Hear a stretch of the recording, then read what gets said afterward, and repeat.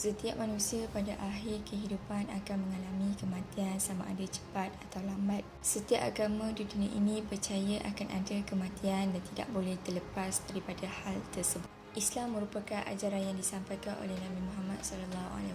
Baginda telah menerima wahyu pertama di Gua Hira pada 17 Ramadan. Permulaan pertama baginda berdakwah secara rahsia, kemudian diperintahkan untuk berdakwah secara terang-terangan. Pada 622 Masihi, baginda diperintahkan berhijrah dari Mekah ke Madinah. Nabi Muhammad SAW telah wafat pada 12 Rabiul Awal tahun ke-11 Hijrah. Alam barzakh merupakan batas pemisah antara kehidupan dunia dan akhirat. Seperti yang dijelaskan dalam Al-Quran, antara keduanya ada batas barzakh yang tidak melampaui oleh masing-masing. Quran Surah Ar-Rahman ayat 20. Hari Kebangkitan. Semua makhluk dihidupkan kembali setelah berada di dalam kubur pada hari kebangkitan tersebut. Semua manusia akan dihidupkan untuk dihisap dengan segala amal perbuatan yang dilakukan di dunia secara adil. Padang Mahsyar merupakan tempat pengumpulan semua makhluk di dunia pada hari akhirat, adalah untuk dihisap sebelum menuju sama ada akan ke syurga atau ke neraka. Seperti dijelaskan oleh Allah Ta'ala, pada hari ketika bumi digantikan dengan bumi yang lain dan demikian pula langit, dan mereka manusia berkumpul di padang mahsyar menghadap Allah yang Maha Esa lagi Maha Perkasa. Quran Surah Ibrahim ayat 48.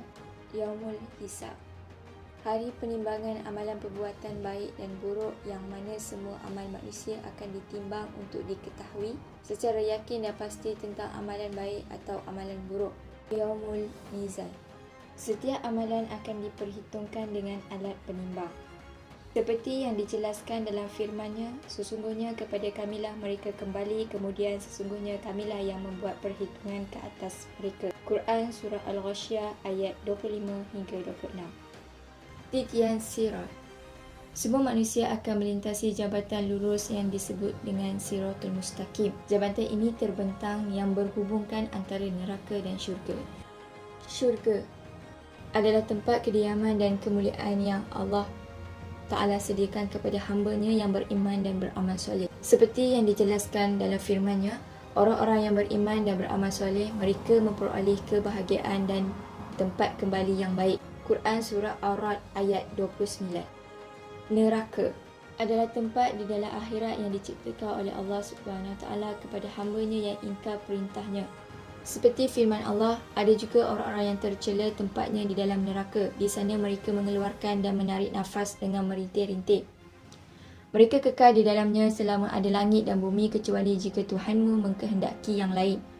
Sesungguhnya Tuhanmu Maha Pelaksana terhadap apa yang dikehendakinya. Quran Surah Hud ayat 106 hingga 107.